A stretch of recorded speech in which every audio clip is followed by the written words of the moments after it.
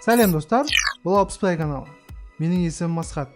Осы видеоны қарап бастағандарыңызға көп рахмет. Сіздерден сұрарым, осы видеоны соңына дейін қарап, астына комментарий жазып кетіңіз. Каналға жазылуға да ұмытпаңыздар. Бүгін менің қолымда үй шаруашылығына әрдайым керек болатын дрель. Бұл дрельді шамалы сынақтан өткіздім және өз пікірімді қалыптастырдым. Осы видеомда осы пікіріммен бөлісетін боламын. Дрель қорапта келеді. Кәдімгі қарапайым қорап. Чемодан немесе яки қобдишасы жоқ. Оған қоса ешқандай бита немесе сверло да жоқ. Тек дрельдің өзі. 10.790 теңгеге дрель қобдишасымен келеді деген үмітте болған емес. Я, дрель бағасы 10.790 теңге.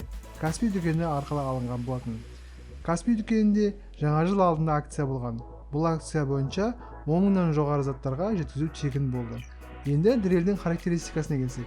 Дрельдің құжат бойынша күші 22 Ньютон-метр. Номиналдық қуаты 230 Вт. Аппарат қолға ұстауға ыңғайлы. Салмағы 1 кг 360 грамм. Басты батырмалары әдеттегі орнында. 2 айналдыру жылдамдығы бар.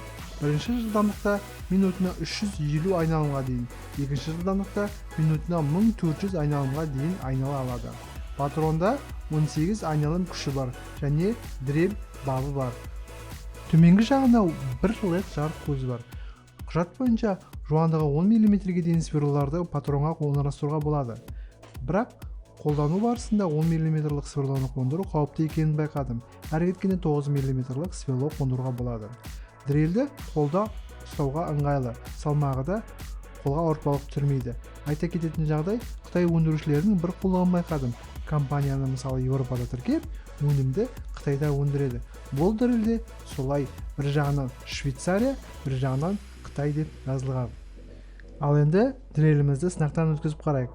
Бірінші болып ағашты тесіп қарадым. Алғашқы болып 7-8 қанатты сверлосымен ағашты тестім. Содан соң 5 см-лық коронкаға кезек келді. Көп күш салу керек. Дрель мұндай жұмысты ұзақ уақыт аралығында жасай алады деген сенім жоқ. Келесі кезек темірмен жұмыс. Металл квадрат, ондық және алтылық сверломен тесіп қарадым. Ондықпен айтқандай тесу қауіпті, алтылықпен тесу артық қиындықсыз өтті. Саморезді оңай қадап жіберді. Бұл жерде дрель өзінің жұмысын жақсы атқарып тұр. Қорытындыласақ, артықшылықтары. Бағасы арзан, сатушының кепілдігі бар. Әрине, егер Kaspi дүкені арқылы алсаңыздар. Эргономикасы, яғни қолға ұстауға ыңғайлы. Кішкентай болса да жарығы бар. Қуаттылығы өз бағасына жеткілікті деп ойлаймын. Үй шаруашылығында көп істі бітіре алады. Кемшіліктері кейш жоқ, яғни тек қана қорап.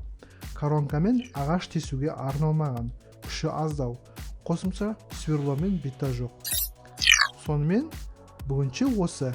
Қарағандарыңызға рахмет. Ұнаса лайк, ұнамаса дизлайк басып жіберіңіздер. Және де өз ойыңызды комментарийге жаза кетіңіздер. Сау болыңыздар. Соңына дейін қарағандарыңызға рахмет. Бұл Kaspi каналы. Менің есімім Асхат.